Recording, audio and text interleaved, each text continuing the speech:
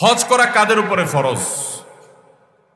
হজ করা ওই সমস্ত ব্যক্তিদের উপরে ফরজ যারা হজের মৌসুমে তার নিজের ঠিকানা থেকে মক্কা গিয়ে হজ করে বাড়িতে আসার মতো, আসা যাওয়া করার মতো খরচপাতি থাকে এবং এই সময়টাতে পরিবারে খরচ দিয়ে যেতে পারে, তার উপর হজ ফরজ। আমাদের সমাজে অনেকে মনে করে মেয়ে বিয়ের উপযুক্ত থাকলে তার জন্য হজ ফরজ না, আগে মেয়ে বিয়ে দিতে হবে। আছে না এরকম ধারণা?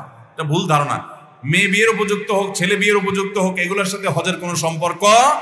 আবার অনেকে বলে যে হজ করতে হয় বুড়ো বয়সে, জোয়ান বয়সে হজ করতে হয় না, কারণ জোয়ান বয়সে হজ করলে নাকি হজ ধরে রাখা যায় না। আসেনি এই সমস্ত জাল হাদিস আমাদের দেশে? জোয়ান বয়সে হজ করলে বলে হজ ধরে রাখা, হজ আবার ধরে রাখে কেমনে?